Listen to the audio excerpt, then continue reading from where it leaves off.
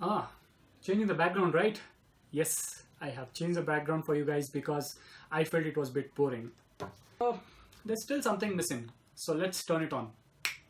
So, you got it. So let's begin with the video.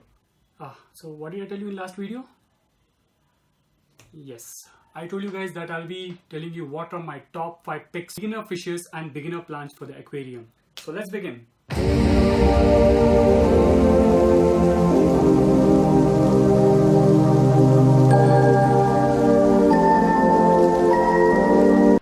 Okay, so let's begin with the number one fish. One minute. Hold on. It's too silent. Let's put some background music. Yes, this is better. There might be a lot of videos on YouTube in which they'll be telling you what are the top 10 fishes, so on, etc.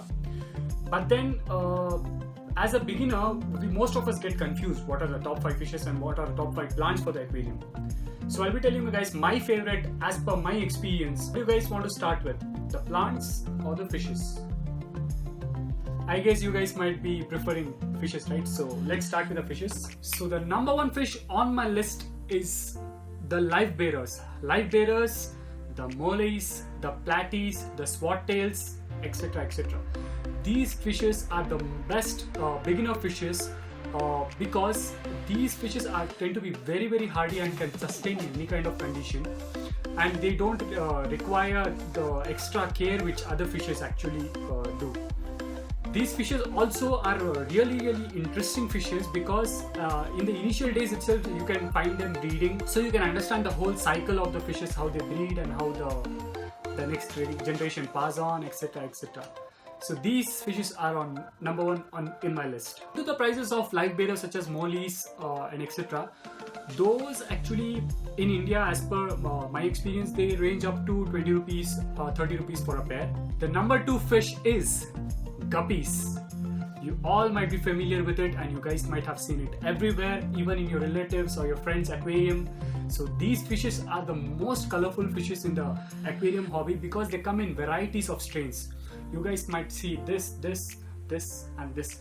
You guys might find a lot of strains in this particular breed, and these are also kind of a good beginner fish. But then nowadays we are getting hybrid of these fishes to get specific strains and specific colors. Those actually might be a bit difficult to take care of. But then other than these, the common strains that you get, the mixed strains that you get, those are really simple to take care of.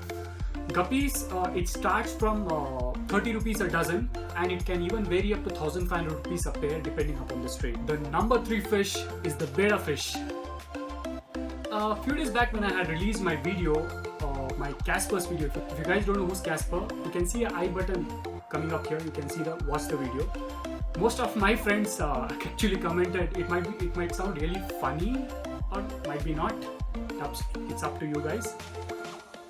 Most of my friends thought beta means sun, which actual meaning in Hindi.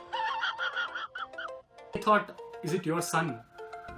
No! God, please, no! Was that a bad joke? I'm really sorry. Coming to betta fish, there are actually various strains. You guys have half moon, you have over the half moon, you have placards, you have various other strains in betta fish, and they come in various colors. And trust me guys, these are the most beautiful fishes, and these have to be kept individually in aquarium because they tend to be more aggressive with their territory. You can't put 2 male betta fishes in the aquarium, so just keep in mind with this. Coming to the betta fish actually start from 100 rupees, but then again, if you're going for a show quality betta fish, it might cost you about 1000 rupees a piece. I know it might sound you a bit costly, but then trust me guys, I have seen betta fishes which can actually go up to even 1500 rupees. But then you guys don't need that high-end betta fish. For a beginner, you can just start up with a 100 rupees or 150 rupees betta fish, which would probably do good for you guys. The next fish is tiger barbs. You can see the image here. These fishes can be a bit aggressive with other fishes as per my experience. Say that if you're having a goldfish along with these fishes might tend to nip the fins of the goldfish, so make sure you don't mix up with those kind of breeds. And these fishes range up to 30 rupees a pair or so. And number 5, the reason why I've kept this on number 5 because it's kind of contradicting. The fish is angelfish and gouramis. There are few There are few breeds of gouramis that are actually quite sensitive. So I've given you my top 5 picks for the fishes. So make sure you guys pick the right fish for your aquarium, which you guys need for your aquarium. So we have changed in the background, so you understood. So let's come to the plants part. Plants. Okay. More than the fishes, I personally love plants. The only reason why it is because when you see plants in the nature, like normally in the nature, you might not notice much of its beauty, but when it comes underwater, the various colors of the plants and the way they grow in the aquarium is really beautiful, guys. That's why I personally prefer more of plants than fishes in the aquarium. I have told you guys in my previous videos, such as the nitrogen cycle video and the do's and the don'ts aquarium video, which I am linking up in the I button over here. You can click on it to watch the video, that plants are actually very, very necessary in the aquarium. So make sure you guys put a habit to introduce live plants in your aquarium, not the fake plants. My number 1 plant, that is Anubias. Okay, coming to Anubias, there are a lot of varieties of Anubias. There is Anubias Bartari, there is Anubias Nana, there is Anubias Nana Gold, etc, etc. The plus point about this plant is you don't require any kind of soil. These kind of plants, you can stick it on your driftwood or a rock, and these plants, and the best part is these plants don't require the high amount of light. Ample amount of light would do to grow these plants, and these are very, very good hardy plants for your aquarium. And trust me guys, if you're a beginner, this plant is a must on your checklist. The number 2 plant is Java Fern. Why Java Fern? Because it is similar to Anubias. Even these plants don't require any soil. You can directly stick them on the rock and the driftwood. And these plants tend to have a rhizome. This rhizome actually has these leaves. But then make sure you guys don't, the roots coming out from the rhizome, make sure you guys don't let those roots go into your soil. That would make your plant die, so keep this in mind. My number 3 pick is Java Moss. Java Moss, why?